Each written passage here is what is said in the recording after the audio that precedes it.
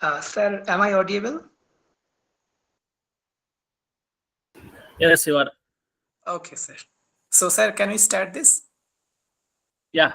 Okay. Students will join one by one. I think it will be better that it's now 7:01 p.m. So we will start. Okay. Thank you, sir. Go ahead. ॐ सदाशिवसमारम्भां शङ्कराचार्यमध्यमाम् अस्मदाचार्यपर्यन्तां वन्दे गुरुपरम्पराम्. At first, I will start my speaking in Bengali because most of us join from West Bengal, especially students from BSSEI Search to Research. আজকে BSSEI Search to Research এর এই সেশনে আমি যতজন ছাত্র এখানে উপস্থিত হয়েছে সকলকে জানাই শুভ সন্ধ্যা, শুভেচ্ছা এবং অভিনন্দন। আগামীকাল শিক্ষক দিবস, tomorrow is teachers day, the birth anniversary of Sarvapalli Radhakrishnan. So we are wishing a very happy and advanced Teachers' Day to L. Sampath Kumar sir from the whole team of BSSEI Search to Research sir. And আর আজকে যতজন join করেছো এবং পরবর্তীতে join করবে আমি সকলকে শুভ সন্ধ্যা জানাচ্ছি আরেকবার। এবং আজকে আমাদের সেশনের বিশেষ বিষয় হচ্ছে IKS, ইন্ডিয়ান নলেজ সিস্টেম, অর্থাৎ ভারতীয় জ্ঞান পরম্পরা। এই ভারতীয় জ্ঞান পরম্পরার উপর আজকাল প্রচুর চর্চা চলছে। আমরা প্রত্যেকে জানি ভারতীয় জ্ঞান পরম্পরাতে বিভিন্ন বিষয় আছে। প্রাচীন ভারতীয় সাহিত্য তত্ত্ব, প্রাচীন ভারতীয় বিজ্ঞান, প্রাচীন ভারতীয় নির্মাণ শৈলী, প্রাচীন ভারতীয় ঔষধ বিদ্যা থেকে আরম্ভ করে সমস্ত সৃজনাত্মক বিষয়গুলি এই ভারতীয় জ্ঞান পরম্পরার অন্তর্ভুক্ত। আর আজকাল এই ভারতীয় জ্ঞান পরম্পরার উপর প্রচুর চর্চা চলছে। আমরা যদি বিখ্যাত বিশ্ববিদ্যালয়গুলির যে সমস্ত পাঠ্যক্রমগুলি দেখি, বিশেষ করে আমাদের কলকাতা বিশ্ববিদ্যালয়ে এখন ইন্ডিয়ান নলেজ সিস্টেম শুরু হয়েছে। এছাড়া তো সম্পূর্ণ ভারতবর্ষে যদি দক্ষিণ থেকে উত্তর, পূর্ব থেকে পশ্চিম দেখি সব জায়গাতে, এবং আমাদের 3 প্রধান বিশ্ববিদ্যালয়, সংস্কৃত বিশ্ববিদ্যালয়ও যদি আমি দেখি, সেন্ট্রাল সংস্কৃত ইউনিভার্সিটি, ন্যাশনাল সংস্কৃত ইউনিভার্সিটি বা লাল বাহাদুর শাস্ত্রী ন্যাশনাল সংস্কৃত ইউনিভার্সিটি, সব জায়গাতে আমি দেখতে পাবো বা আমরা দেখতে পাবো যে ইন্ডিয়ান নলেজ সিস্টেম এই নিয়ে আজকাল প্রচুর আলোচনা চলছে। এখন আজকের যে বিষয়টা, যেটাকে নিয়ে বিশেষভাবে আমরা আলোচনা করব, সেই বিষয়টা হচ্ছে আমরা এই ভারতীয় জ্ঞান ও পরম্পরা অর্থাৎ ইন্ডিয়ান নলেজ সিস্টেমের উপর আমরা আগামী দিনে কি কি রিসার্চ করতে পারবো, কি কি গবেষণা করতে পারবো। এখানে অনেকেই উপস্থিত হয়েছে যারা BSSEI এর বিভিন্ন কোর্সের সাথে যুক্ত, BSSEI এর ছাত্রছাত্রী এবং বিভিন্ন জায়গাকার রিসার্চ স্কলার। এবং তারা প্রত্যেকেই জানো যে খুব সদ্য আমাদের সংস্কৃত দিবস শেষ হয়েছে এবং সংস্কৃত সপ্তাহ, সংস্কৃত দিবস শেষ হয়েছে। সেইখানে যে আলোচনাটা চলছিল BSSEI সার্চ টু রিসার্চ থেকে, সেটি ছিল যে নতুন কি কি বিষয় আছে যেগুলোর উপর আমরা আগামী দিনে রিসার্চ করতে পারবো। তার মধ্যে আমরা যদি এই ইন্ডিয়ান নলেজ সিস্টেমের উপর রিসার্চের খোঁজ করি, আমরা দেখবো আমরা অনেক নতুন রিসার্চ করার টপিক খুঁজে পাবো, অনেক নতুন তথ্য খুঁজে পাবো আমরা রিসার্চ করার। আজকে আমাদের সাথে উপস্থিত আছেন শ্রদ্ধেয় অধ্যাপক doctor L Sampath Kumar sir, associate professor and head, school of linguistics and literary studies, Chinmaya Vishwavidyapeeth, Kerala. আমি স্যারকে সমগ্র BSSEI সার্চ টু রিসার্চ টিমের তরফ থেকে অনেক শুভেচ্ছা, অভিনন্দন এবং সুস্বাগত জানাই স্যারকে আজকে আমাদের সাথে উপস্থিত হওয়ার জন্য। I am welcoming to our very own and dear sir, Dr. L. Sampath Kumar sir, Associate Professor and Head, School of Linguistics and Literary Studies, Chinmaya Vishwavidyapith, Kerala, from the whole team of BSSEI Search to Research. Sir, welcome to you and thank you to join with us to be a torchbearer on this topic. Thank you, sir. আমি আর বেশি সময় না নিয়ে এবার শুরু করছি, এগিয়ে যাচ্ছি আমাদের সেশনের দিকে। Now I am going forward and I will request Chandrima Saha ma'am, research scholar, Department of Sanskrit, Guwahati University, Assam, to give her welcome address and then we will start the main session. Chandrima, please.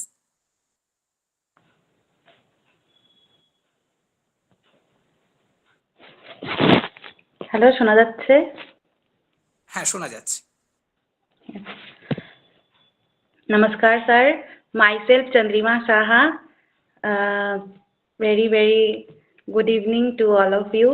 And I would like to deliver this welcome address in Hindi language. नमस्कार, BSSI search to research की तरफ से मैं चंद्रिमा साहा, शोध छात्रा, संस्कृत विभाग गुवाहाटी विश्वविद्यालय से सभी को निवेदित करती हूँ सांध्यकालीन शुभेच्छा व प्रणाम। गुरुजनों को नमस्कार और हार्दिक श्रद्धांजलि। उपस्थित अन्य श्रोत्री वर्ग को सुस्वागत। आज हमारे इस सत्र में हम सभी के साथ मुख्य वक्ता के रूप में उपस्थित है डॉक्टर एल संपात कुमार सर।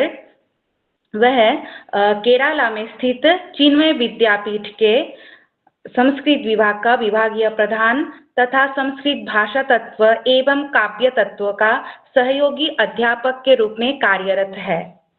अभिधान रत्नमाला पर उत्कृष्ट शोध पत्र लिखने के लिए उनको डॉक्टरेट उपाधि से विभूषित की गई है। इसके साथ साथ 8 किताबों के संपादक भी बन चुका है। वह राष्ट्रीय अंतर्राष्ट्रीय स्तर पे आयोजित किए जाने वाले ऐसे बहुत सारे सेमिनार है जहाँ पे वह सक्रिय रूप में अपने शोध पत्रों का उत्कृष्टता को प्रमाण करते हुए भागीदारी ले चुका है। ये बहुत प्रशंसनीय है हमारे लिए। और भारतीय भाषा तत्व का अध्यापक होने के नाते संस्कृत, अंग्रेजी, तमिल, हिंदी इन सभी भाषाओं पर उनका अगाध ज्ञान है। इसलिए इन भाषाओं में उनके द्वारा लिखे गए काव्य ग्रंथ पाठक वर्ग को प्रकृष्ट आनंद प्रदान करती है और शिक्षा क्षेत्र में उत्कृष्ट अवदान के लिए 2017 में श्री शिवा स्वामी केरला एजुकेशन के इस प्रतिष्ठान के द्वारा उनको आचार्य रत्न पुरस्कार से भी पुरस्कृत किया गया है। तो आप सभी लोग इस सत्र के अंत तक जुड़कर सत्र का लाभ उठाए, ये आशा करती हूँ। और एक बार पुनः सभी को नमस्कार ज्ञापन करते हुए मेरा ये भाषण मैं समाप्त करती हूँ। नमस्कार sir. Thank you, Chandrima.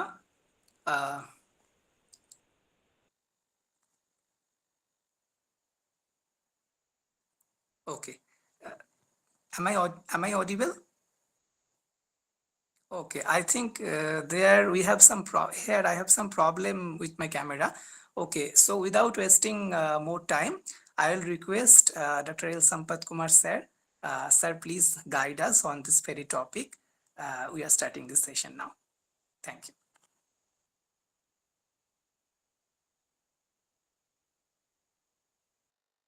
Sir, your mic. Sir, your mic.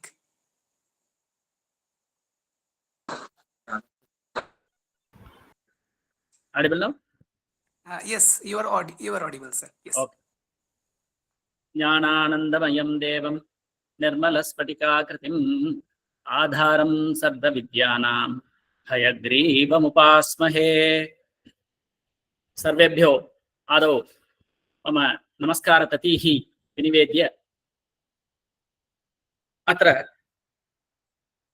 अस्यां संगोष्ठ्याम् इदं शीर्षकम् अधिकृत्य भाषणं कर्तुं ममापि कश्चन अवसरः दत्तः इति कृत्वा महान्तम् आनन्दम् अनुभवन् अस्मि।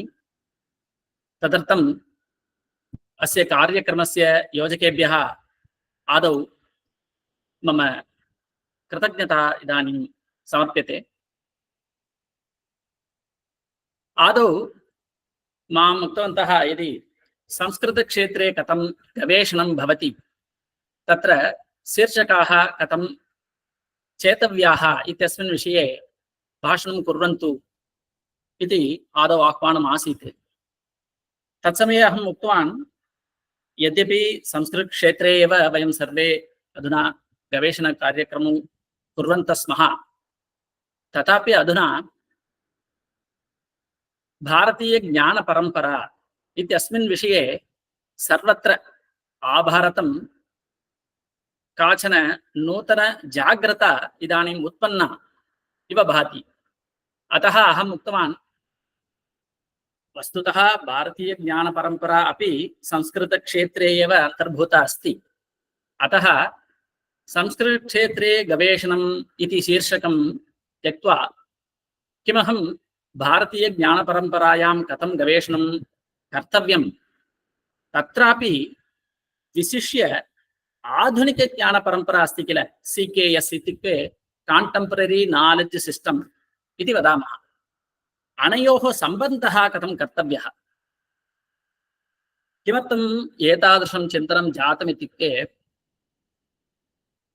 तत्र नैके जनाः एवं चिन्तयन्ति, संस्कृतक्षेत्रे यद्यपि बहवः विषयाः सन्ति तथापि ते सर्वे पुरातनाः, तेषाम् आधुनिकलोके प्रसक्तिः अस्ति वा न वा इति तेषां मनसि सन्देहः अवश्यं वर्तते एव।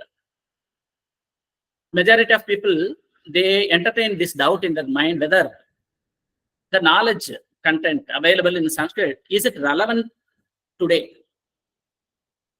Because हम तो ये आधुनिक लोक में ये वैज्ञानिक प्रगति के कारण ड्यू टू टेक्निकल एडवांसमेंट बहुत सारे गैजेट हम इस्तेमाल करते हैं और टेक्नोलॉजी का उपयोग करते हैं।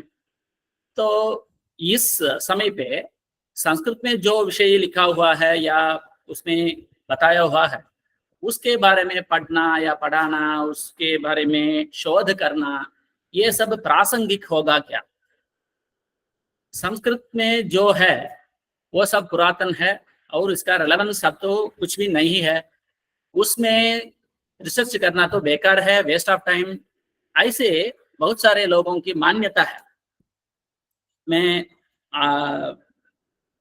आज मैं बताता हूँ, मुझे हिंदी में बोल के इतनी अभ्यास नहीं है तो थोड़ा एडजस्ट कर लेना।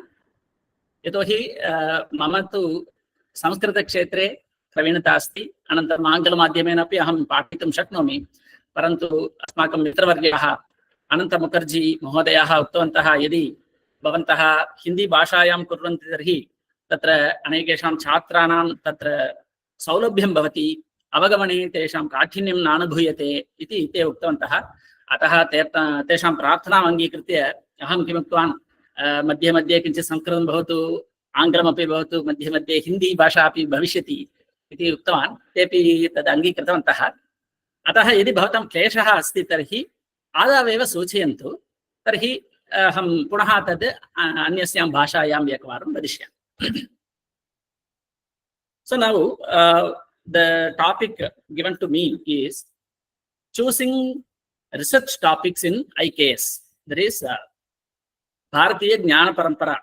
इस क्षेत्र में कैसे गवेषण के लिए, रिसर्च के लिए टॉपिक्स चुनना है, वो भी with relevance to CKS। CKS इत्युक्ते मया पूर्वमेव उक्तं काण्टेम्पररी नालेड्ज् सिस्टम् इति। काण्टेम्पररी नालेड्ज् सिस्टम् इत्युक्ते अधुना अस्माभिः यत् ज्ञानम् उपयुज्यते, यद्वा टेक्नोलॉजी वा भवतु, ये गणितशास्त्र है, साइंस है, कॉमर्स, इकोनॉमिक्स, ऐसे सारे कुछ चीज होते हैं ना, ये सब कॉन्टेम्परेरी नॉलेज है। इसका भी हमारा उपयोगिता है और इंडियन नॉलेज सिस्टम का भी हमारी उपयोगिता है। अगर ये दोनों को हम एक साथ मिला सकते हैं तो बहुत सारे लोगों के लिए ये उपयुक्ततम होगा, क्योंकि एक तरफ तो ये नॉलेज भंडार है और दूसरी तरफ समस्या के ऊपर समस्या है। इस सारी समस्याओं को सॉल्यूशन तो IKS में भरपूर पड़ा है, मिलता है, जुलता है, लेकिन इसके बारे में कोई किसी को जानकारी भी नहीं है। तो many people don't know that the solution for all these societal problems that we are facing now, which are already dealt with, which are already addressed, and a proper, beautiful, workable, sustainable solution is also given in IKS.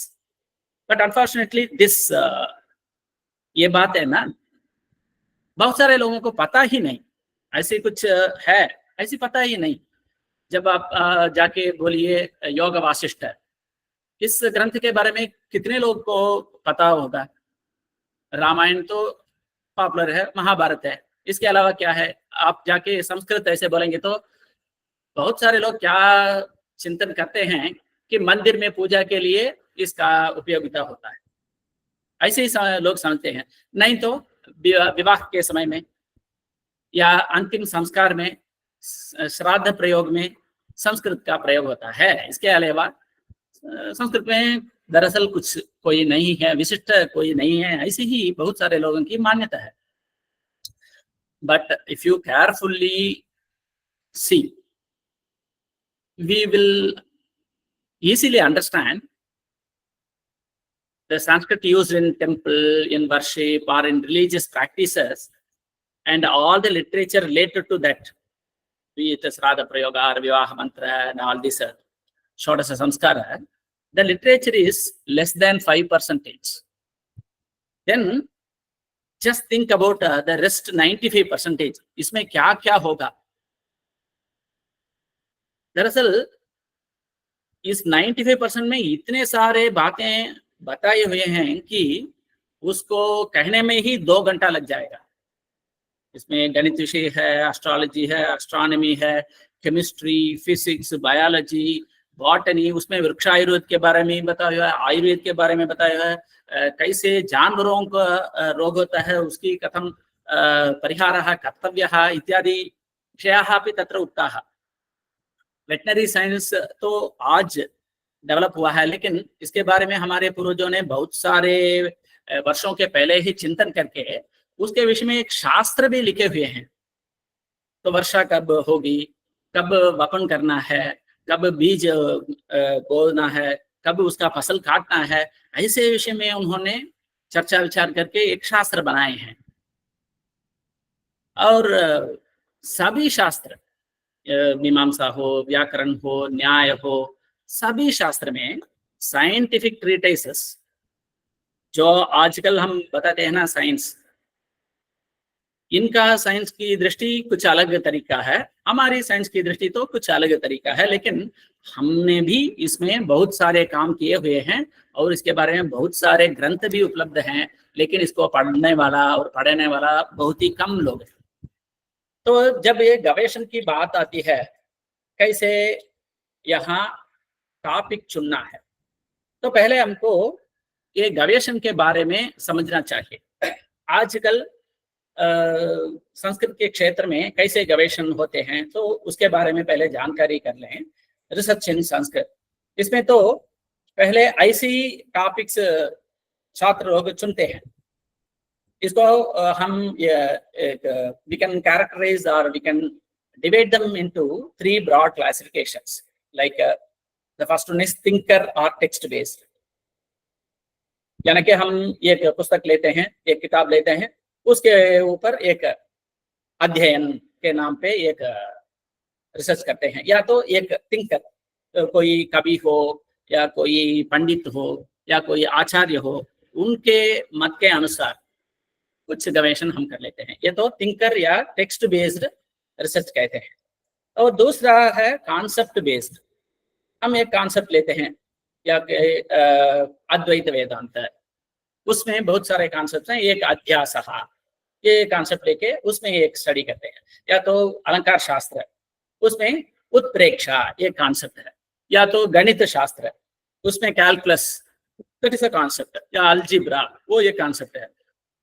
ऐसे एक concept लेके उस क्षेत्र में उनका क्या क्या मान्यता है और उसमें कैसी तरह ये प्रॉब्लम्स सारे वहाँ बताए हुए हैं, इसका एक्सप्लेनेशन कैसे करते हैं और इसका निष्कर्ष कैसे बनाते हैं, ऐसे विषय में कुछ रिसर्च होता है। तो ये कॉन्सेप्ट बेस्ड होता है।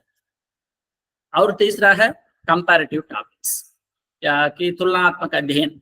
हम तो बहुत सारे लोग आजकल विशिष्य शोध छात्र, वे सब कंपैरेटिव टॉपिक में ही सेंटर्ड है। वे क्या करते हैं, 2 किताबें ले लेते हैं, या तो 2 आचार्य लोगों को लेते हैं, या तो 2 कॉन्सेप्ट्स लेते हैं। तो उसके बीच में क्या क्या अंतर है, क्या क्या साम्य है, सिमिलैरिटी, डिफरेंस, ये सब करके कंपैरेटिव इति करते हैं। यद्वा तत्र यं कमपि आचार्यं स्वीकृत्य तेषाम् अथवा तस्य मते तत्र गवेषणं भवति, नो चेत् किमपि पुस्तकं स्वीकृत्य तद्विषये अध्ययनम् इति भवति, नो चेत् तुलनात्मकम् अध्ययनम् इति भवति। एवं भवतु नाम, तत् मास्तु इति अहं न वदामि, परन्तु कति कालपर्यन्तं वयम् इदमेव कुर्वन्तः भवामः? यतोहि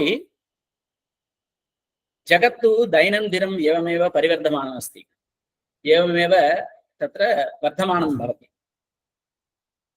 अन्येषु क्षेत्रेषु यदि वयं दृष्टिपातं कुर्मः तर्हि एक बात हमको मालूम पड़ेगा कि उस क्षेत्र में कैसे कैसे रिसर्च होते हैं, नए नए चीज कैसे आते हैं, नए नए चिंतन कैसे आते हैं, वो कैसे सारे लोगों को इस चिंतन को शेयर करके कैसे ये रिसर्च को आगे बढ़ाते हैं, ये सब हमको समझना चाहिए। लेकिन हम संस्कृत के क्षेत्र में देखें तो क्या मिलता है?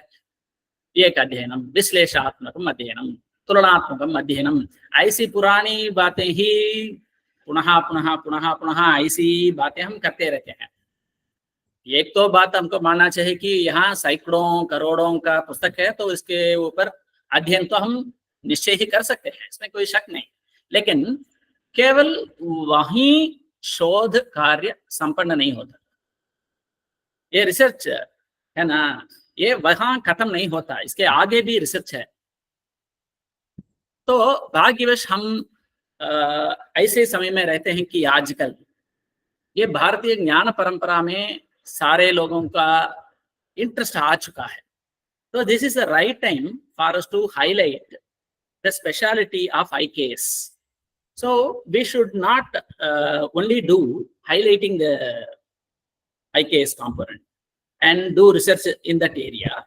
At the same time, we should also show the relevance between the knowledge, because once we do a research and come out with a conclusion, when we are presenting it, if the receiver या आजकल के छात्र या आजकल के मानव समूह, if they are not in a position to understand it or use it, एक तो अध्ययन है और दूसरा इसका एप्लीकेशन, तो प्रयोग में आने के इसका कोई सुविधा है ही नहीं, तो कौन इसे स्वीकार कर लेगा? तो हमको एप्लीकेशन ओरिएंटेड ऐसी चिंतन करना चाहिए। तो रिसर्च तो ज्यादातर ऐसा होता है, थिंकर या टेक्स्ट बेस्ड, कॉन्सेप्ट बेस्ड या तो कंपैरेटिव बेस्ड। तो the second thing is thinker और टेक्स्ट बेस्ड। सो यहाँ ऐसे काम करते हैं तो हमको क्या करना चाहिए? हमको ऐसे एक थिंकर या ऐसे कोई पुस्तक चुनना चाहिए जो बहुत प्रसिद्ध नहीं, लेकिन हमारे अधिकतर छात्र लोग क्या करते हैं, जो पहले ही प्रसिद्ध लेखक हैं या जो पहले ही प्रसिद्ध पुस्तक है उसे लेते हैं, उसके ऊपर एक गवेषण अध्ययन ऐसे लिख के चले जाते हैं, तो उनको क्या एक उपाधि मिलती है, तो वो उपाधि के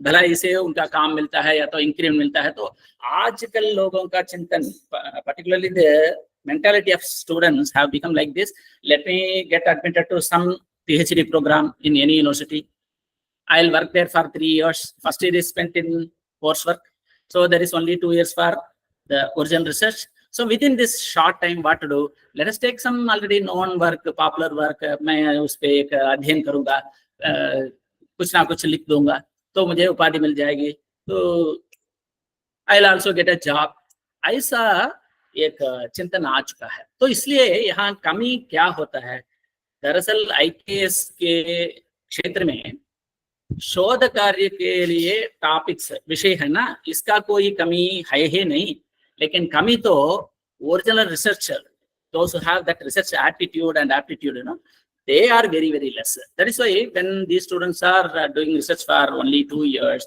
and later when they are developing their research finding in the form of a thesis, the scientific treatment is not reflected there. So that is why the problem should be avoided. Okay. So now we will go to the concept based.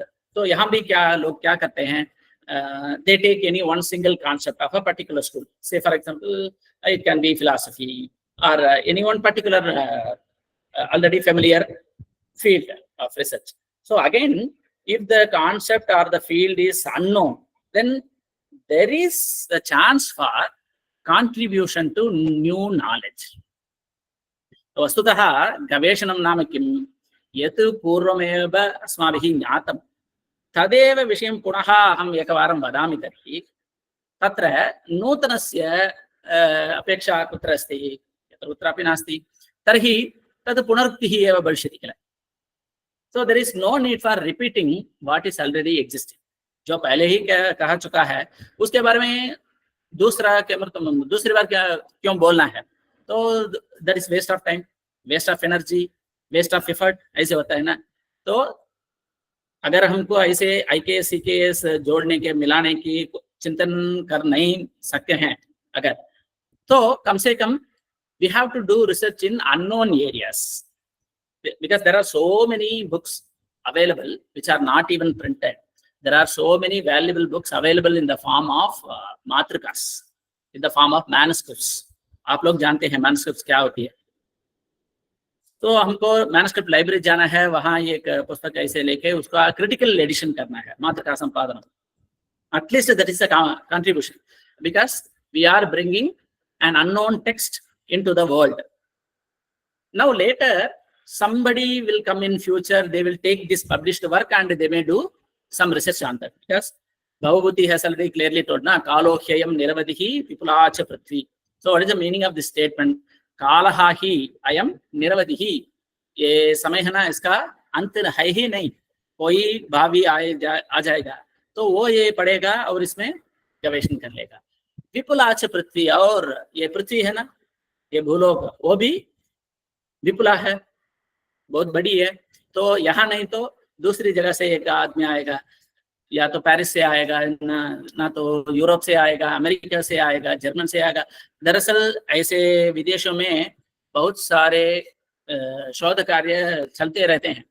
In fact, they are devoting more time, more effort, more money on this, and they are coming out with some really wonderful, appreciable research.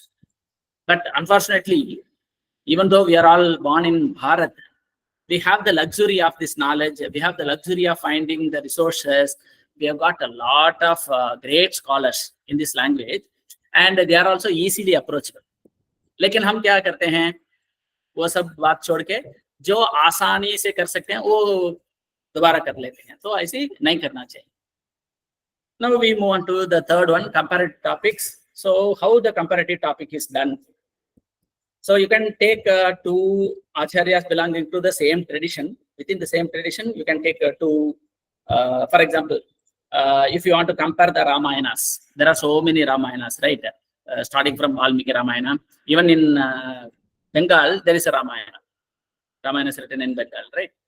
Similarly, there is a Ramayana written in Tamil, in Telugu, Kannada, and almost Ramayana is written in all regional languages.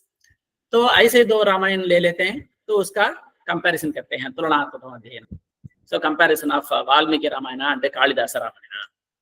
तो कालिदास का कब रामायण लिखा है ऐसे मत पूछना. उन्होंने एक महाकाव्य लिखा है रघुवंश. So रघुवंश महाकाव्य में रामायण भी अंतर्भूत है.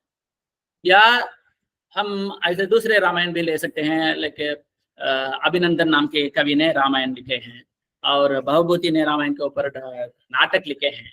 ऐसे बहुत, चंपू रामायण नाम के भोज राजा ने एक रामायण लिखे हैं. ऐसे कुछ रामायण लेके उसका कंपैरेटिव कर सकते हैं. ये तो एक प्रकार का तुलनात्मक अध्ययन है. या दूसरे प्रकार है टू डिफरेंट ट्रेडिशन. ये तो दर्शन के क्षेत्र में बहुत आसानी है. एक चारवाक दर्शन और वैदिक दर्शन, इसका तुलनात्मक अध्ययन. या वैदिक दर्शन में भी अद्वैत वेदांत, विशिष्ट अद्वैत वेदांत, इसका तुलनात्मक अध्ययन है. या तो द्वैत वेदांत, शुद्ध अद्वैत, द्वैताद्वैत, ऐसे अनेक प्रकार के दर्शन होते हैं ना, इसका भी हम तुलनात्मक अध्ययन कर सकते हैं. लेकिन जब हम ऐसे क्षेत्र में शोध करना चिंतन करते हैं, तो उसमें बेसिक क्वालिफिकेशन क्या है वो भी चिंतन करना है. तो पहले हमको इसे तय करना है कि मुझे इस क्षेत्र में अच्छी तरह ज्ञान है, तो मैं इस क्षेत्र से एक विषय चुन के गवेषण कर सकता हूँ। जिनको इच्छा है ऐसे एक नया विषय है उसे मैं पहले जान लूं और इसके बारे में इसमें गवेषण कर लूं, वो विषय को हम अब ले सकते हैं, ऐसे मत सोचना। Research should be done in the area which we are already familiar with. At least we should have proficiency in that field, if not 100%, at least some 70 to 80% knowledge. We should be authority in that particular field, in that particular subject. We should not start studying a new subject for the sake of research. क्योंकि research करने का समय बहुत ही कम है, उस समय में हमको रिसर्च करना है, तब हम रिसर्च करके बिना पढ़ने का बैठे तो रिसर्च करने का समय कहाँ लगता है, तो ज्ञान संपादन नहीं होता। ज्ञान संपादन के बिना गवेषण कैसा होता है, तो अंत आखिर क्या बन जाता है, वो रिसर्च एक रेपिटेशन हो जाता है। पहले ही जो विषय कहा हुआ है उसी विषय को हम दूसरी बार एक नए तरीके में बोलते होंगे। प्लेगरिज्म के बारे में मैंने बोला, प्लेगरिज्म के बारे में मैं अगले बोलूंगा। तो अब तो जो विषय थीसिस के रूप में हम प्रस्तुत करते हैं वो रेपिटेशन बन जाता है, तो इसको हम नहीं करना चाहिए। तो ऐसे कुछ कंपैरेटिव टेलर, two thinkers, all that they stand for, या स्पेसिफिक पॉइंट ऑफ मीटिंग, ऐसे कुछ विषय चुन के हम रिसर्च कर सकते हैं। या तो we can select two text, again we can compare, like the Ramayana of Valmiki and Ramayana of Bhoja, or Ramayana of Kalidasa and Ramayana of Bhoja. Like that we can take some two texts which has got some minimal similarity and we can compare, or we can take the comparison of concept based comparison. There could be some concept like a philosophy, how to get rid of the dukkha nivarana or dukkha nivarti, because that is how the darshana started, dukkhatraya abhighata jignasa. So the jignasa starts from the dukkhatraya, how to get rid of the dukkhatraya. ये तीन प्रकार के दुख से हम कैसे बचें, ऐसे सोच विचार के कारण ही दर्शन शास्त्र आया है ना। तो हर एक शास्त्र के लिए एक नई तरीका है, तो उसमें वो कैसा बताया हुआ है, कैसे लिखा हुआ है, कैसे वो प्रस्तुत किया गया है, इसके बारे में हम कंपैरिजन कर सकते हैं। ये तो सामान्य रूप से अब रिसर्च इसी रूप में चलता रहता है।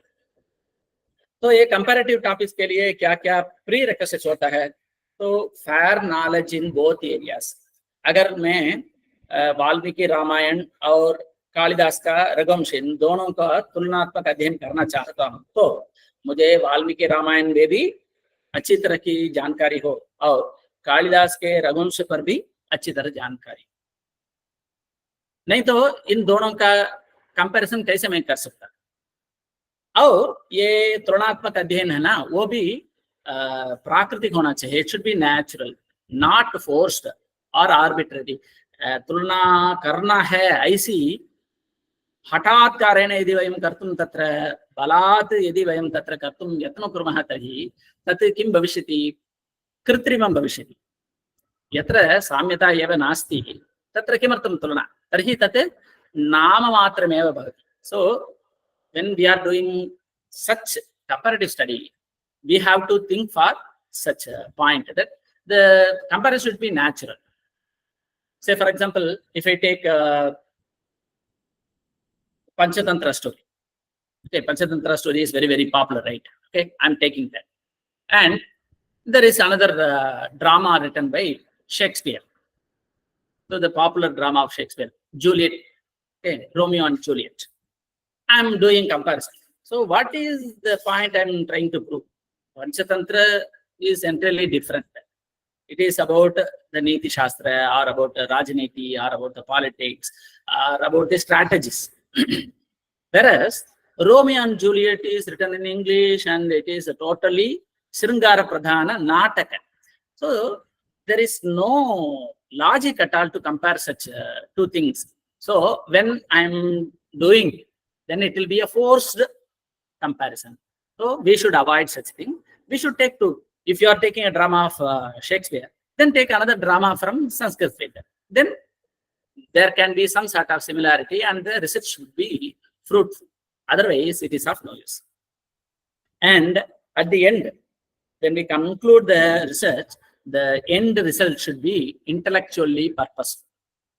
वही बात मैंने पहले ही बताया, when there is a scope for furthering the existing knowledge, then the research is useful, purposeful.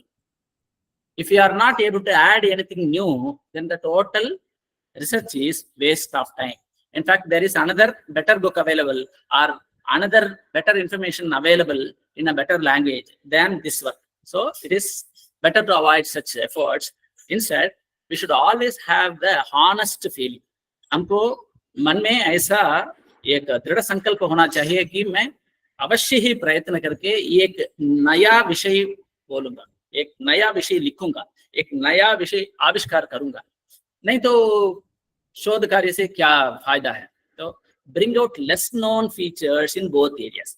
जब हम दो विषय लेके, दो क्षेत्रों के विषय लेके वहां तुलना करते हैं, तो इस क्षेत्र से क्या क्या विशेषताएं हैं, उस क्षेत्र में क्या क्या विशेषताएं हैं, वो सारी चीजों को हमको बाहर लेके आके उसके बारे में बताना चाहिए.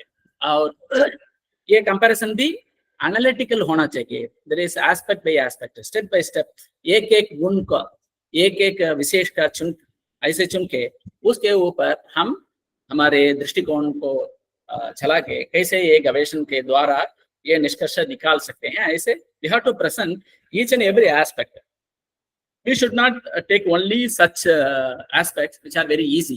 And if there are some certain areas or certain aspects which are very, very difficult for us to understand or very, very difficult for us to reach, some people will safely avoid those areas and they will write only about the easily accessible area. That is also not a honest research. So if we are, हमको ऐसे तुलनात्मक अध्ययन में इच्छा है, तो हमको ये सारी चीजें मन में रखना चाहिए. पहले ही हमको उस क्षेत्र में भरपूर ज्ञान हो और ये स्वभाव से ही तुलना का वहाँ एक स्थान हो और इसका निष्कर्ष सबके लिए फायदा हो. इस निष्कर्ष से फायदा नहीं हो तो ऐसे काम करना ही नहीं चाहिए. तो ऐसे हमको करना चाहिए.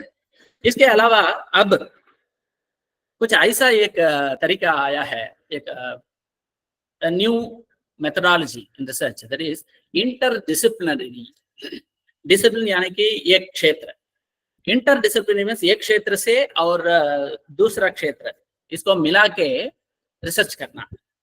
एक उदाहरण के लिए मैं ये बात बताता हूँ. स्पेस रिसर्च, स्पेस में रॉकेट चलाते हैं ना, सैटेलाइट चलाते हैं, रॉकेट चलाते हैं, तो ये होता है स्पेस रिसर्च.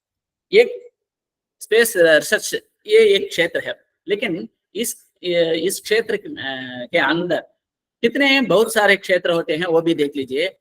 स्पेस रिसर्च के लिए physics knowledge is very, very important. Similarly, the knowledge of chemistry, biology, mathematics, astronomy, medical science, psychology, ये सारी चीजें वहाँ आवश्यक रूपेण तत्र अवश्यमेव भवितव्यम्. हमको ये शक भी होगा स्पेस रिसर्च में साइकोलॉजी का क्या स्थान है. लेकिन एक बात हमको अच्छी तरह समझना चाहिए कि if we send a particular person, a scientist, to the space, he may be living in the space for years together or months together, sometimes for more than a year. So during that time, he will be staying away not only from his family, even from the entire world. Altogether, he is living in a new world. So his mentality, thinking, everything will change. So he will have a lot of pressure. He will have a lot of tension, anxiety. So the role of psychology is very, very important. So first, they have to prepare the mindset of the scientist. So they will give a lot of counseling and they will give him a lot of psychological inputs, how to behave, how to overcome stress. So psychology is also useful in space research.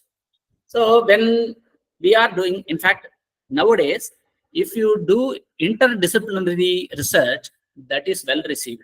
Your paper will be immediately published. Your research will be immediately published. You will be given opportunities. You will be given a lot of proposals. All your proposals will be immediately approved and you will get a lot of research aid. there are a lot of projects, the project will be awarded to you if your research is based on 2 or many disciplines. So it requires a teamwork. Let us say, for example, I want to do research in Arthashastra. So I am very good in Arthashastra, let us say. तो अर्थशास्त्र में क्या क्या चीजें बताए हैं, क्या क्या विषय बताए हैं, वो सब बात मैं जानता हूँ. लेकिन अर्थशास्त्र का उपयोग तो अब डायरेक्ट नहीं चलता.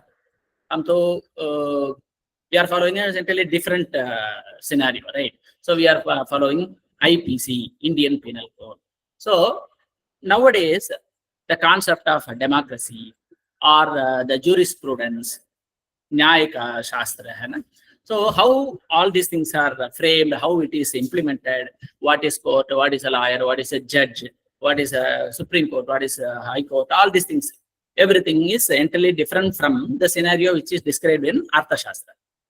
Even though the ultimate purpose of both Arthashastra and Indian Penal Code are same, but the way they are implemented is entirely different. So I have no knowledge of the latest jurisprudence system. Right. So what I have to do, if I am very much interested in interdisciplinary topic, first I have to talk to a person like a lawyer, a person who is expert in that field. So first I have to meet him and I have to tell the things in my mind regarding Arthashastra. See, in those days, the things were like this. So how it is presented in Indian Penal Code, then he will present his ideas. Then with mutual agreement, with mutual competencies, वो उस क्षेत्र में निपुण है और मैं मेरे क्षेत्र में निपुण हूँ. जब 2 निपुण व्यक्ति एक साथ होते हैं, they can produce some new information.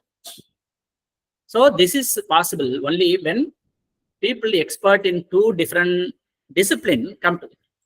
This Arthashastra and jurisprudence is one example. Like that, a lot of team members can come together, join together, and they can do wonderful research. Say, for example, Ayurveda and medical science. There is a beautiful collaboration possible. Similarly, you take Vriksha Ayurveda and take the help of a botanist. Another beautiful research, our veterinary science and our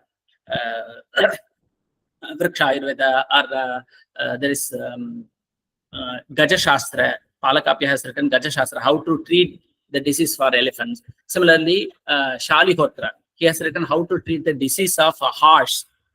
So we can have collaboration with the modern veterinary scientists, and this knowledge can be shared with them. We can take their help and we can offer our help and bring out with a beautiful research. Similarly, the pediatrician of modern scientists and Ayurveda, it talks about the pediatric section there. So that can be compared and a lot of things can be. Similarly, the economics ideas or administration, leadership, that is another area which is of great demand, leadership qualities. Why I'm telling this is in great demand means, nowadays we require a lot of policies to be developed.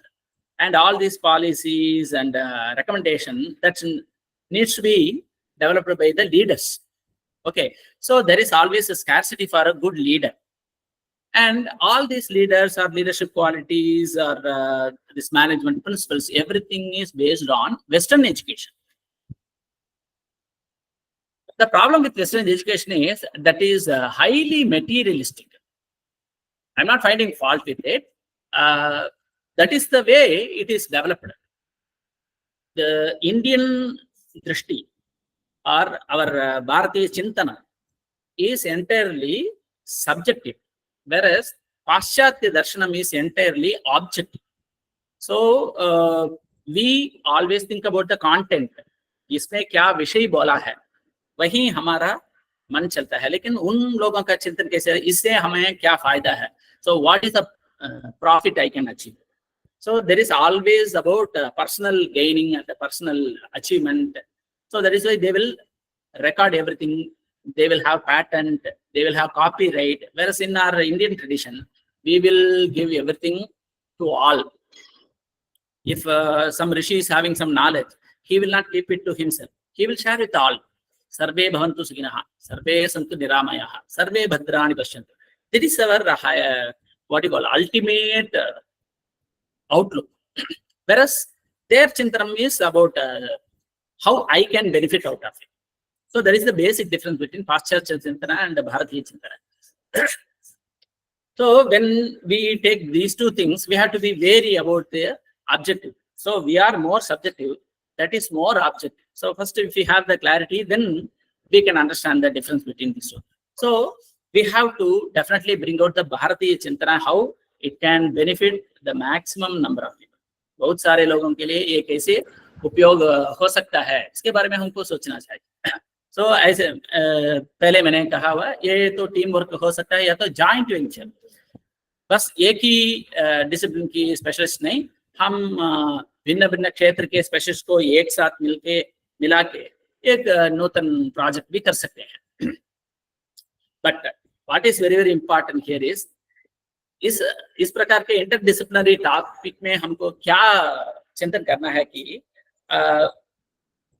Minimum at least न्यूनातिन्यूनं यद्यपि अत्र पाश्चात्यचिन्तने मम गभीरतरं ज्ञानं नास्ति, तथापि तत्र fund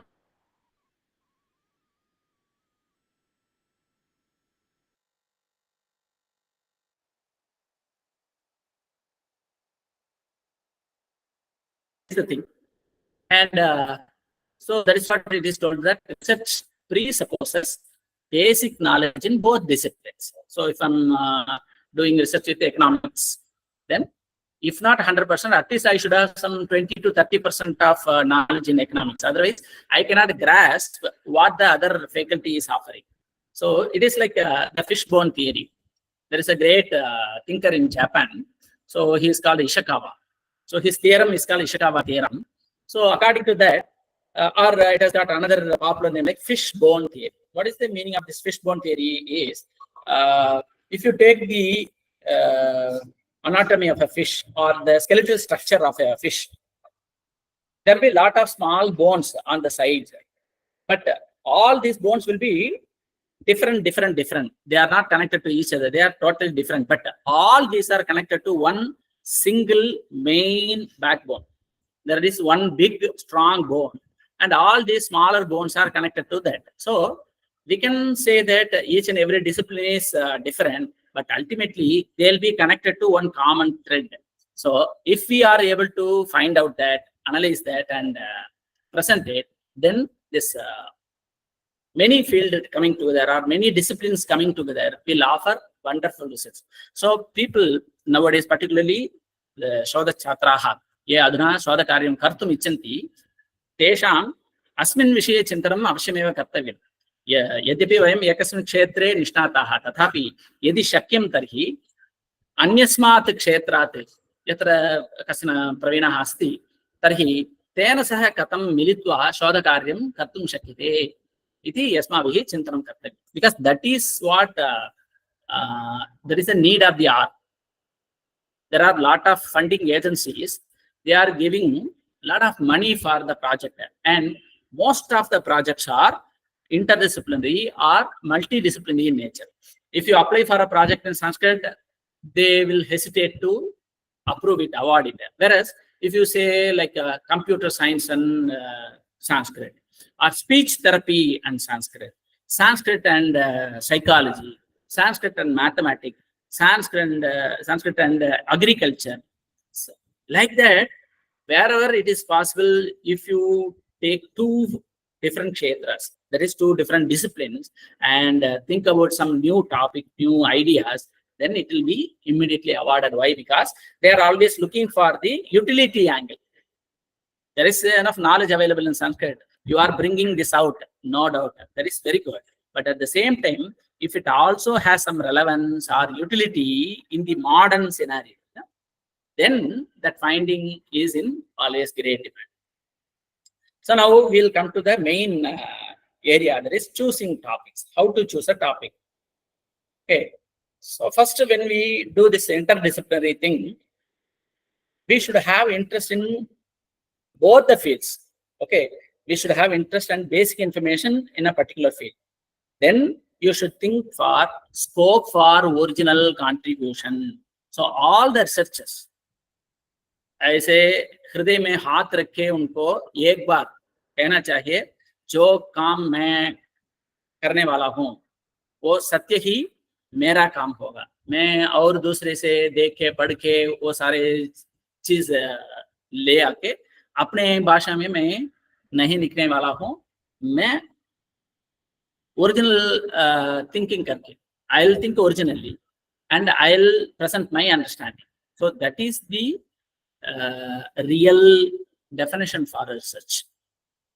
If we are reproducing the same thing told by others, that is called a quotation or that is called reference. When we are using others' property, others' idea, others' word or others' concept, we are just giving as a reference or we are just quoting. Then that will end up as plagiarism. So this plagiarism is not something new which Westerners have brought in. In fact, our acharyas have also well thought about this. If you carefully see in Alankara Shastra, there is a concept called Samvadaha. So what is the meaning of this Samvadaha? Samvadaha means when a poet is presenting an idea which is already told. Okay. Say, for example, in Upamalankara, Nayaka will describe the face of a Nayika. So when he is describing, how he will do? Either he will compare the face with the lotus or he will compare the face with the moon. है ना? ऐसे हमेशा होता है ना? So यद्वा तत् पद्म मुखम भवति नो चेत् चंद्र मुखम भवति. So either the face is compared with the lotus or moon. So what is new in it? Kalidasa also says your face is like a moon. Bhavagavati also says your face is like moon. Then Bharavi says your face is like. Then where is the difference? Who has copied from whom? Nobody copied. The concept is the same, but they are telling in their own style. So that is what Ananda Vardhanacharya clearly says in his treatise, Dhvanyaloka, where he says, Samvadastu bhavantyeva bahulyena sumedhasam. Yatohi atra Samskrita kshetre sumedhasam atra pandita varyaha bahavaha santi bahulyena santi atah karanate tatra samvadaha avashyam bhavantyeva. Samvadaha ityukte the same concept is being told by other person or other poet or other pandit, whoever it is. Then what makes the difference? How it becomes their original idea? That is possible only when it is told in a new style, or particularly when it is told with dhvani, then it becomes new. So for that he is giving another beautiful example. Madhumase iva drumaha sarve navaha iva abhanti. Even though the same old idea is presented with dhvani, then nava iva abhanti, that idea appears like a new one. Right? Say, for example, the tree, mango tree, every year it gives lot of leaves. Then during autumn season, all the leaves will fall. Okay. Then what happens? The spring season comes, and at the time, the tree will start fresh tender leaves and fresh flowers. So the tree will entirely look something new, something strange. The same tree in the next summer season also will become like this. In each and every spring season, it will have new leaves. The same old tree, same old leaf, everything is the same. But when the season comes, it sets forth new tender shoots. So that new novelty, नूतनत्वं तत्र अस्ति इति कारणात् सर्वे नवा इव भान्ति मधुमासे इव द्रुमाः. मधुमासः इत्युक्ते वसन्तर्तौ. यथा द्रुमाः नवाः इव भान्ति, एवमेव कवीनाम् उक्तयः अपि नवा इव भान्ति. यथा रसेन परिपुष्टाः भवन्ति, नो चेत् ध्वनिना परिपुष्टाः भवन्ति, नो चेत् नूतनरीत्या शैल्या वा यदा प्रयुक्ताः भवन्ति तदा नूतनत्वं ते प्राप्नुवन्ति इति तत्र उक्तमस्ति. So this plagiarism concept is not something new which is brought by Westerners. What I'm trying to say is all these concepts are already with us. Even in Bharatiya Chintana, these concepts were there, and our acharyas never approved this. But what they have told is, you may take the same idea, but present it in a new manner. So instead of saying your face is like moon, you can change it like the moon is like your face. Or see the, I don't see any difference between the moon and face. Or you can further go to say that the moon is hiding behind the cloud because it is ashamed to see the beauty of your face. The concept is the same, but ukti vaichitriyam, the way I put it in, that makes, then you can say whether it is moon or face, I have doubt. Or you can say, is this the original moon or that is the face? Like that. The concept is again the same, but because of the shaili, it becomes new. No? So that is where we have to be very, very careful. So this, when we are choosing topic, we have to be very, very careful, and we should have at least minimum some basic information in that field. And we have to think, can we produce something original, new in this? Then we can proceed with the topic. Then, once we have decided that I'm going to work in this field on this topic, the very first thing we have to do is literature review. So first we have to study, search and study what are all the research work done in this area. So there could be already some research existing, or some books or some works already existing in this area. So once we have the idea, we can find the gap. Okay, this is told, but this particular thing is not told. I will work on that area. So we have to see the relation to previous contributors. Then we have to see the nature of originality, like discovering a new fact or relationship between facts. And that if we are able to bring out, then our research will be very, very fruitful and useful. And similarly, we should also ensure about the appropriateness for the product intended. मैं इस क्षेत्र में काम करने वाला हूँ, ये निष्कर्ष निकालने वाला हूँ, तो ये निष्कर्ष उचित है कि नहीं, इसके बारे में मुझे पहले ही चिंतन करना चाहिए, तो हमारा वो कार्य है ना, वो शोध कार्य वो फायदाकर होगा. Now I will tell you the steps in choosing a topic, how to choose a topic and develop it step by step. So here I will give you an example from the field of darshana or philosophy. So let us say I am very much interested in Bharatiya darshana. Again, in that there are so many branches, right? When we say darshana, there are so many branches like Vaidika darshana and Avaidika darshana. And even within Vaidika darshana, you got Dvaita, Advaita, Visishtadvaita, Shuddhadvaita, Dvaitadvaita, like there's so many things. Okay, so first you have to identify whether you are going to work in Indian philosophy, that is Bharatiya darshana, or Paschatya darshana, or Far Eastern, American, like there's so many darshanas are there. So we have to decide in which field we are going to work. This is first. Then, if I have decided to work on Indian field, there is Indian philosophy, then I have to also decide which part or which age I am going to deal with. Is it the ancient philosophy, or the medieval philosophy, or the modern philosophy? See, in Advaita Vedanta also, you have got the mata, the opinions of great acharyas like Adi Shankaracharya. Or medieval time, again you have got some other like Madhusudana Saraswati. Or modern time, like the great acharyas like Chinmayananda Swamiji. So they belong to modern age. They all belong to same tradition only, Advaita Vedanta, but they belong to different time period.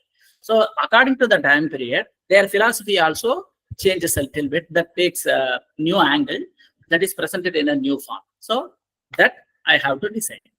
Then within that philosophy, suppose I have decided this is Indian philosophy, and I have decided that this is ancient time Indian philosophy, and I have chosen that Advaita Vedanta. Within that, there are so many branches. Like it could be about pramanas, or metaphysics, epistemology, philosophy of values, ethics, like a subdivision like ontology, cosmology, psychology, logic, ethics, aesthetics. So whatever may be the sub branches that I have to choose. And after choosing that, I have to decide the standpoint. From which point of view I'm going to present? Is it through Charvaka Darshana or Jaina Darshana or Bauddha Darshana or Vedanta Darshana, or if it is Western, is it Platonism or existentialism or pragmatism? Like that, there are some Western narratives or Western perspectives are also possible. That I have to decide, right? Then finally, I have to choose a topic. How to formulate the topic? So we have to. Initially, the field was very broad, like Advaita Darshana or Advaita Vedanta. From that, I am going to one particular branch, and like that, I am narrowing down the topic. Like, suppose I have taken the field of Visishtadvaita. Okay, in that, again, I am choosing one branch like a Vaishnavism. Within that, I have chosen the concept of Shri. Okay, so the concept of Shri in Vaishnavism is very, very, very, very vast, because most of the work, most of the acharyas, they talk about Shri. Then I have to narrow it down further, say like the concept of Shri in Acharya Ramanuja's work. How Acharya Ramanuja has presented his view on Shri, or about the concept of Shri in the works of Swami Nigamanta Mahadeshika. Like that, I have to restrict it further. I'll give one more example in this, how to narrow down the topic. Suppose a person is interested in a topic called Dukkha Nivritti. So what is the topic he has taken? Dukkha Nivritti, free from sorrow. So this is a very vast subject, right? So first he has to define what is Dukkha, what sort of Dukkha he is. So because Dukkha is again Dukkha Traya, already I have told you, na? There can be different kinds of Dukkha. So he has chosen Adhyatmika, not Adidevika and Adivadika. He has taken the psychological agony. So through philosophy, that is through Upanishad, what is the way told in the Upanishads to get rid of this Adhyatmika Dukkha? So that is what the topic. Then again within that, how he is going to find the solution? Is it from Kathopanishad or from Isavasya Upanishad or from Prashnopanishad?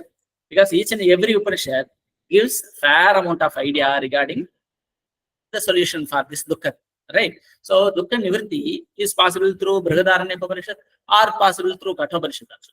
Again, he has to give the limitation. So this is how he has to come down and to formulate a nice fittingly topic, so that his work becomes easier. Otherwise, what will happen? If the field is very large, there is no end to his research. He'll be going on collecting information, collecting. Lot of references will be there, and it will take years together for him to analyze all those collected information, references, everything. Then to formulate hypotheses and come out with the research finding is very, very difficult. So any guide, any supervisor will first say, this topic is okay, but you have to narrow it down. इसे संकुचित करना चाहिए, नहीं तो ये बहुत बड़ा topic हो जाएगा और पीएचडी के बदले वहाँ 10-15 पीएचडी हम लिख सकते हैं, ऐसा एक बड़ा टॉपिक हो जाएगा. So that is another thing. Now we come to the main core thing: how to choose the topics in IKS with relevance to CKS. So what I would recommend or suggest to you people is, for giving the relevance between IKS and CKS, it is very, very, very, very simple.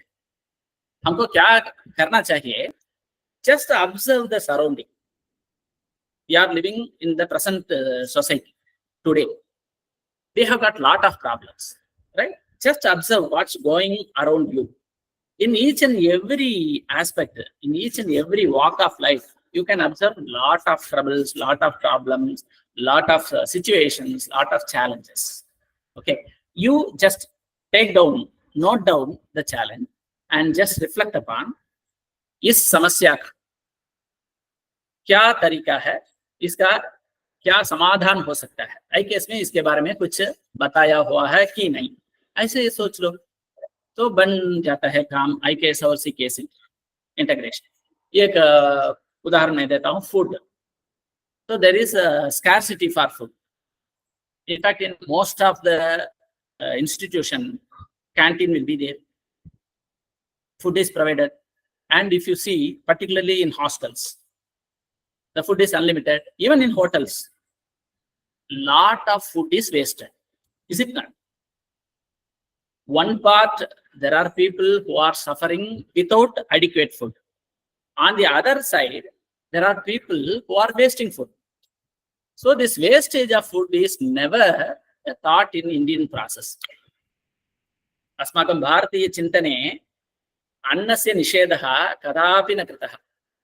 Because right from the Vedic days, what we are told is annam parabrahma. Right? Annam na nindyat, annam bahukurvita. So we are taught right from the day one to worship the food. हमको ये अन्न स्वामी के समान है, उसका पूजा करना चाहिए, उसका आदर करना चाहिए. जब हम ऐसे संस्कार से आते हैं तो food wasting will never occur to our mind. But when the Western thought comes in, food becomes a product. When it becomes a product, you become a buyer. You are a consumer, you become a buyer, you buy things. So once when you pay and buy things, we develop the mentality that, I am the owner of this thing. So I have paid it, now it is mine. I can eat or I can waste. Who can stop me? ये तो मेरा चीज है, मन हो तो मैं खाऊं, नहीं तो फेंक दूं. इसने क्या, मैंने तो पैसे दे चुका है ना, तो मैंने कुछ भी कर सकता हूं. ऐसा चिंतन हो जाता है. तो ये पाश्चात्य चिंतन की प्रभाव है. लेकिन हमारे भारतीय सभ्यता में, हमारे भारतीय दर्शन में अन्न परब्रह्म होता है, देवता होती है, तो उसका आदर हमेशा करना चाहिए, ऐसा चिंतन आता है. तो what is the solution for the food crisis? Now you can go back to our ancient scripts. You will find in each and every Upanishad how it is stated, what is the position, what is the importance given for food, how food is worshipped. That is why before eating, we will do pranaya swaha, panaya swaha, vyanaya swaha, udanaya swaha, all this pariseshanam. We do pray for the food and then we consume. We never think food as a product.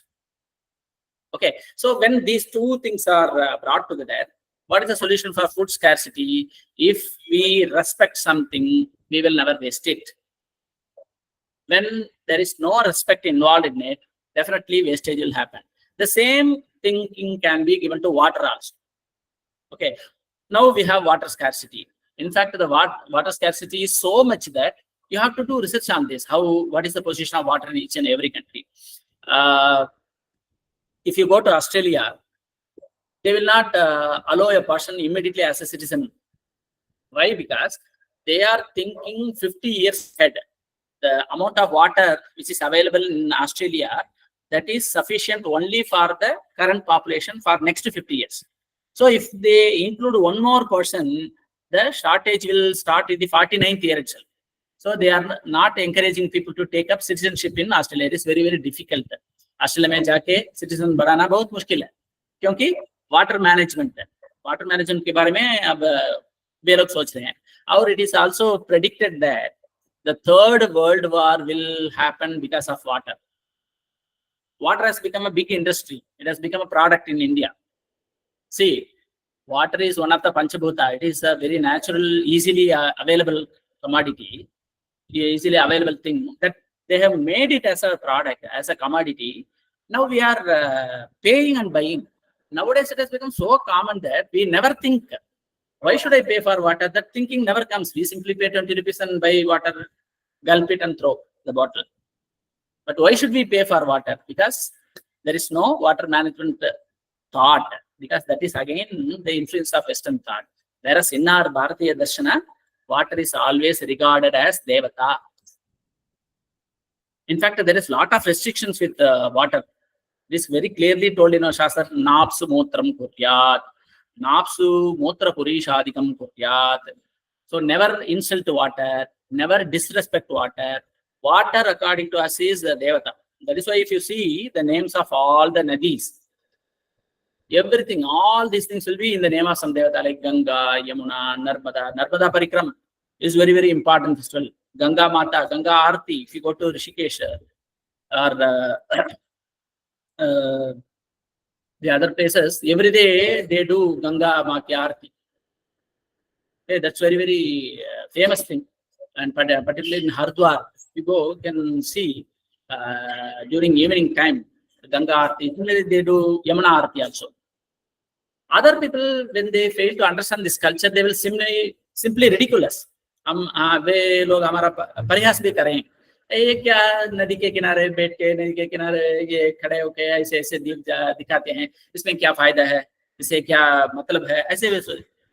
तो इसका दरअसल क्या मतलब है, we are respecting water. So when you start respecting water, then you will not pollute it, you will not waste it, you will not mistreat it. We have the thought that Ganga will purify all the sins, but Ganga itself is now needs to be purified. It has become so polluted that it needs to be purified. But in ancient time, it was the one thing which purified everything, right? So this Bharatiya Chintana should be brought in back. Then when we have the water pollution problem, if that Chintana is brought in, you see in each and every Purana, there is one chapter called Tirtha Mahatmya. All the Puranas talk about this Tirtha Mahatmya. You do research, you study that portion, you compare and call out all the information regarding Tirtha Mahatmya and why it is called Tirtha. What is the significance?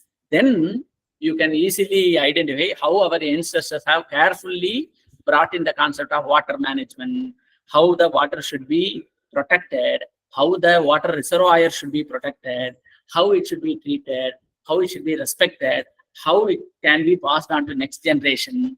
There is a lot of such volumes of literature available on this thought. So we can easily bring the relevance of that water management through Purana stories.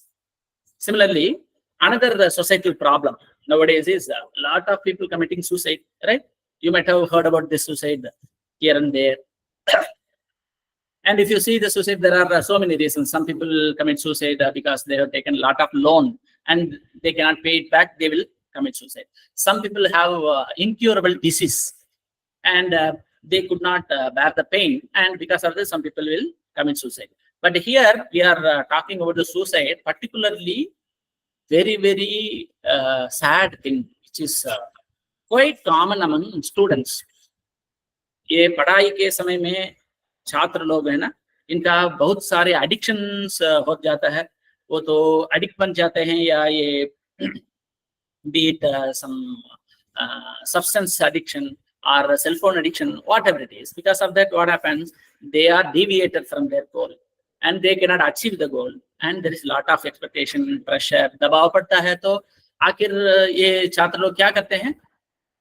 Suicide, आत्महत्या कर लेते हैं. तो ये एक गहरी problem है ना.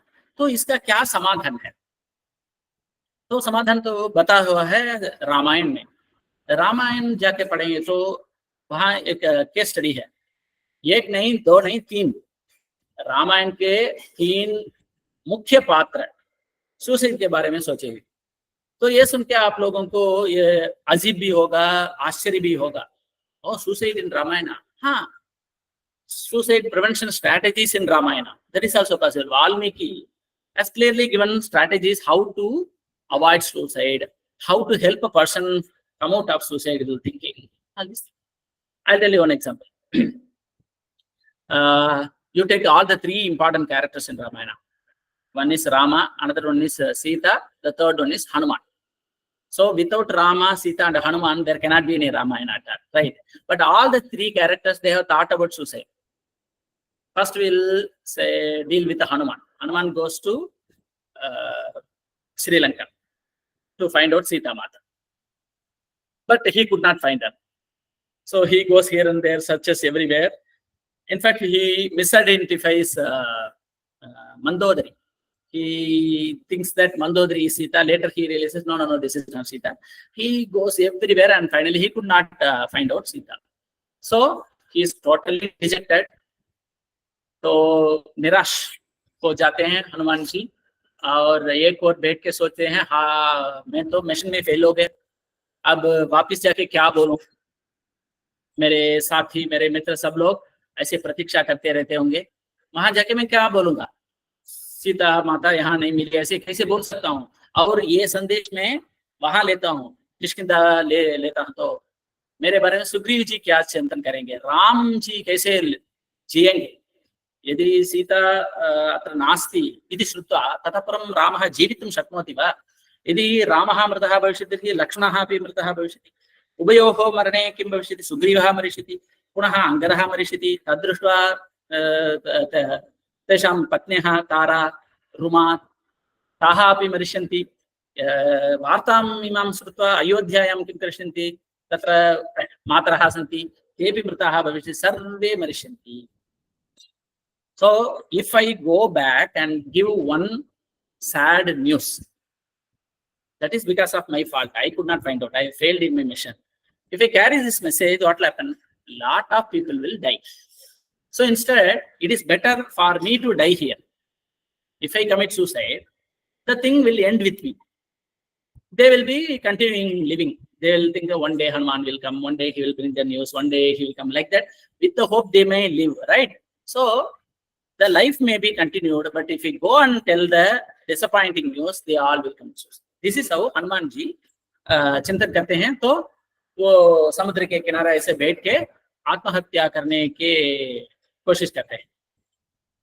और बाद में उनका ये चिंतन ये भी होता है, आत्महत्या हमसे नहीं करनी चाहिए, वो बहुत दूषित है। Suicide is the highly condemned act in भारतीय दर्शन। So again he regains his courage, then he prays Namostu Ramaya Salakshmanaya, Namostu Devi Janakatmajaya, all these things. Again he goes, he decides, I will go in search of a place where I have not searched right earlier. So then only he could see Ashoka Vatika, then he finds Sita there. So this is one case. Second, when he goes there, Sita Mata is ready to commit suicide because she is threatened by Ravana, right?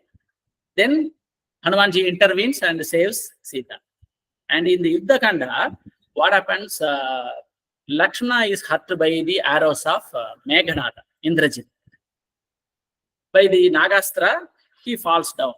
So Rama misunderstands that Lakshmana is killed.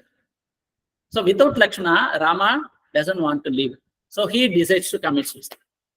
So these are the three cases where the three important characters in Ramayana, they think about suicide. So what is the reason for Hanuman thinking about suicide? Because failure. What about the case of Sita? She thinks about suicide because of anxiety and fear. Why Rama is thinking about suicide? Because he is dejected.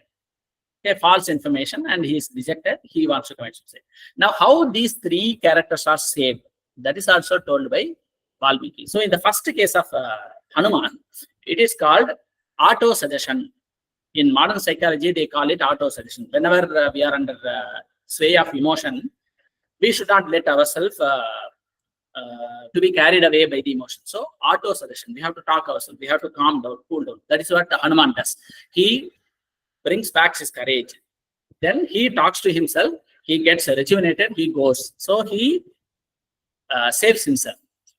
Then in the case of Sita, what happens? That is another technique followed in psychology field. It is called timely intervention. When we observe some people behaving strangely, then we have to intervene there. We have to stop them. We have to talk with them.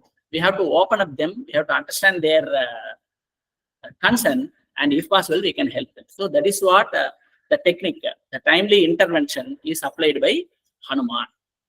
And if you carefully read that particular section in Valmiki Ramayana, it is very, very scientific, and all the techniques of psychology is utilized there. Because Hanuman didn't go all of a sudden in front of Sita. Because Sita bhita bhavishyati. Valmiki writes, Yadi vacham pradasyami manushimiha samskritam Ravanam manyamanama Sita bhita bhavishyati. So I cannot talk in Sanskrit, like she will misunderstand me like Ravana. Or if I jump in front of her, she will be frightened. So what to do? I will sit on the tree and I will chant about Ramanama. So slowly he diverts the attention of Sita. So slowly the focus is diverted and then he introduces himself, and this is called a psychological approach. And in the third case of Rama, that is called counseling. Rama is totally under wrong notion, wrong identification. He received some wrong information and he was totally confused. So at that time, a proper counseling will cool the person. So There is a character called Sushena. He is the doctor. वो एक वैद्य है. उसने आके राम जी को बताता है कि लक्ष्मण जी को देखिए वो स्वस्थ है. He is not dead already because asya mukhavarnam pasya, all these descriptions are available in Yuddhakanda. So if you see the color of Lakshmana, it is not pale. We can see the circulation of blood in his entire body. He is also breathing, even though his breath is very shallow, but he is still breathing, and he is under the poison. So he is under the influence of poison, and it can be treated with a particular medicine which is available in Sanjeevani. All these things, he is immediately Hanuman goes and brings all these things, you know. But the technique adopted by the character Sushena is called counseling. So these are the three techniques which are followed even in modern times. Psychologists apply all these techniques called auto-suggestion, timely intervention, and counseling. The very same ideas are presented in Valmiki Ramayana. So unless until you do such research and bring out and compare that with, you give relevance with the modern scenario, now people will be happy to accept it. Yeah, from Ramayana I can take up some lesson which is useful. Is it not helping a person to come out of suicide useful? Yes, it is very much useful. Is it not there the relevance of IKS with CKS? Yes, it is there. Is it not you are offering a solution for the modern problem? Yes, modern problem is suicide, and the solution is available in the ancient Adi Kavya. It is written some thousands of years ago by Valmiki, but he has well thought about the modern. Like that, for so many modern problems, you find solution there. I'll quickly give some more examples. Another modern problem is, see, the love marriage. I'm not finding fault with the love marriage at all. Love is good. Love marriage is also good. But most of the cases, if you do the research, you go and see the census, the statistics available. That is a bureau in India called a National Crime Bureau, where you get all the information. There, the ratio of failures in love marriage is more. The most of people who are getting love marriage, and within a short span of time, they are also applying for a divorce. They are separating from each other. What is the solution available in IKS? Yes, there is a solution available in Bharatiya Jnana Parampara, even about love marriage and a successful married life. I'll give you two examples from the characters of Kalidasa. In Kumara Sambhava, you have the character Parvati, and in Abhijnana Shakuntalam, you have the character Shakuntala. Why I have taken Parvati and Shakuntala? Because both are princess. Parvati is the daughter of Himavan. He is the Nagadhi Raja. Shakuntala, she is also a princess. She is the daughter of Vishwamitra. Even though Vishwamitra is a rishi now, previously he was Kaushika, right? He was a king. Okay, both have fallen in love. Parvati loves Parameshwara, Shakuntala loves Dushyanta. But if you see the marriage of Parvati and Parameshwara, it is a successful. They lived ever happily. Very good, happy ending. But if you see the story of Shakuntala, it is a very tragic story, right? You know the tragedy. She met with Dushyanta, didn't accept her, and she had to suffer a lot after a long time.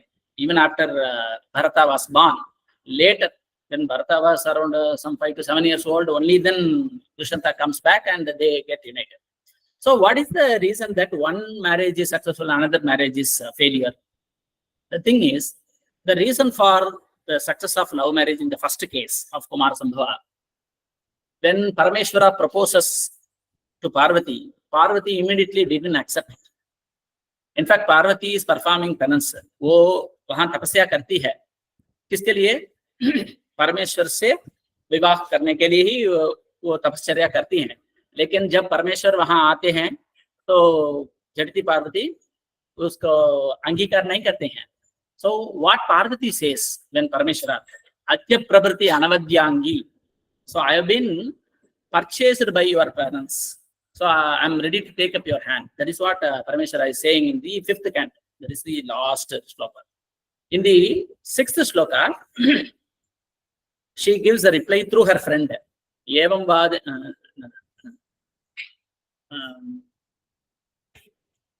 not that shloka.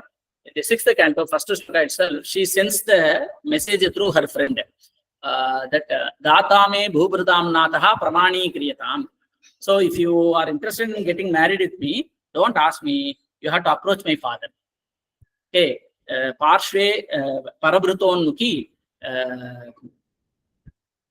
Just like I told you, you have to approach my father for this marriage proposal. This is not the right one. That is how she didn't directly talk to Parameshwara. Even though she is very much willing to get married to Parameshwara, she sends the message through her friend, and later Parameshwara didn't straight away go. He sends Saptarishi. So the marriage happens with the proper information to the parents. So Parvati ensures that the information reaches parent, she gets the approval, and with the consent of the parent, the marriage happens between Parvati and Parameshwara. Whereas in the case of Dushyanta and Shakuntala, what happened? Dushyanta comes and proposes. So Shakuntala is immediately flattered. She says, "Ha, मैं तो इतनी सुंदरी हूँ कि दुष्यंत चक्रवर्ती मुझसे प्यार करता है। हाँ, अच्छी बात है, तो मान लो." Immediately they got married according to गांधर्व विवाह. लेकिन इसके बारे में अन्य सारे लोगों को पता ही नहीं था. इसके बीच में क्या हो गया, वो छोड़ के चले गए. जब कर्ण महर्षि आते हैं तो शकुंतला इस ऑलरेडी गर्भवती है, तो उन्होंने तुरंत भेजते हैं, लेकिन राजा इनकार करता है. So what is the problem here?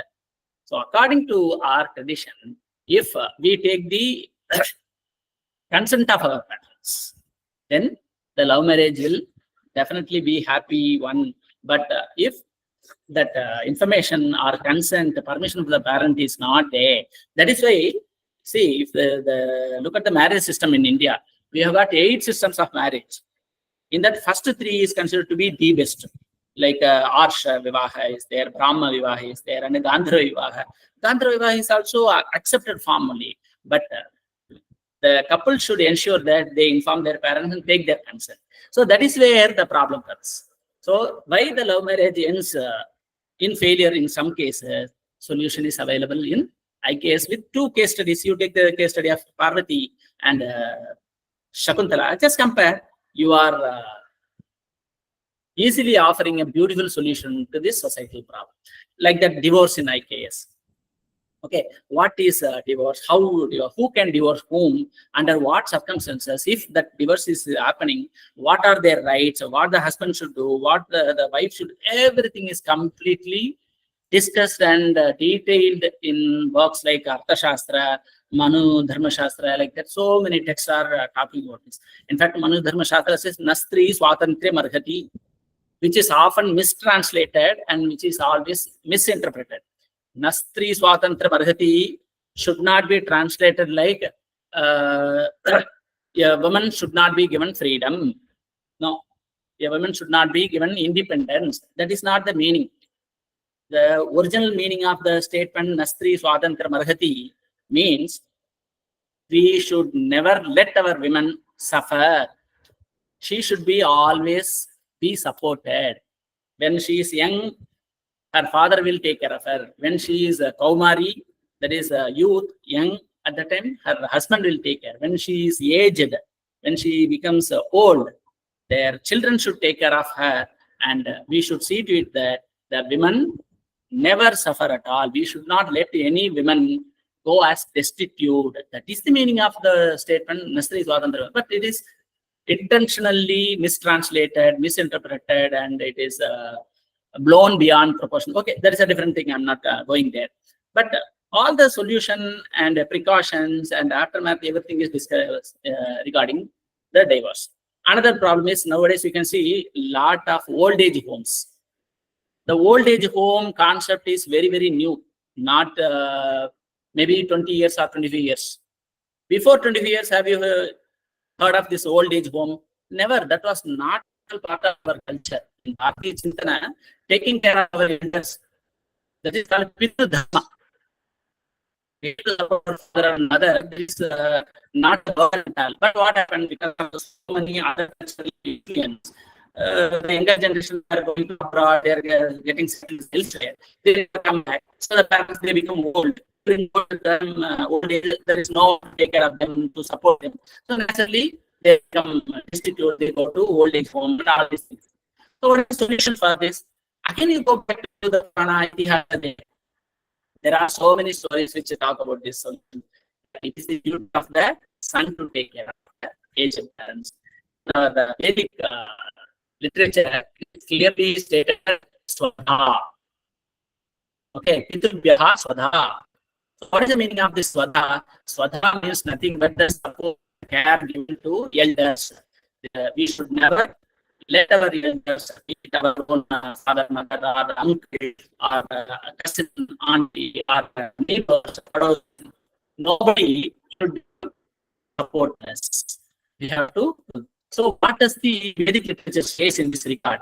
It is clearly told in our Vedas that if there are some elderly members of the family, we have to give them new clothes every month. We have to provide them new clothes because they will not ask. उनको शर्म होगा, मन में उनको ऐसा संकोच होगा जैसे कुछ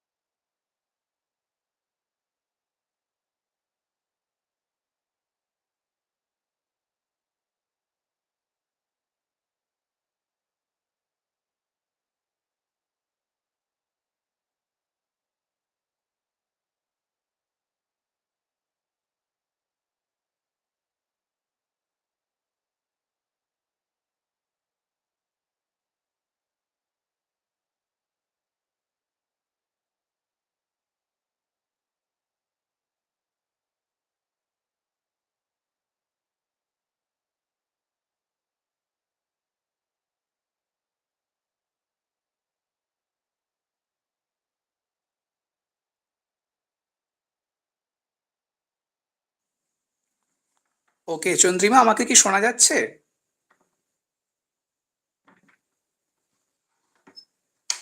হ্যাঁ, শোনা যাচ্ছে দাদা। ওকে।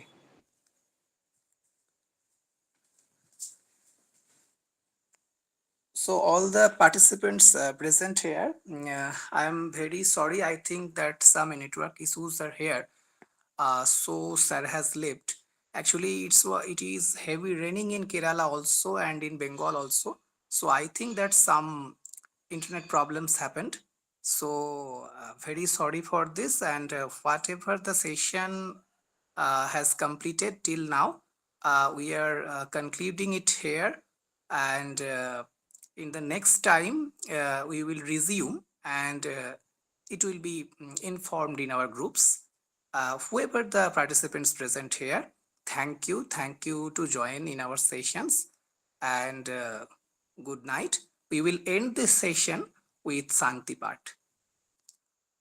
ॐ सर्वे भवन्तु सुखिनः, सर्वे सन्तु निरामयाः, सर्वे भद्राणि पश्यन्तु, मा कश्चित् दुःखभाग् भवेत्। ॐ शान्ति शान्ति शान्तिः। हरिः ॐ तत्सत्। श्रीरामकृष्णार्पणमस्तु। Thank you. Thank you, everybody. Good night.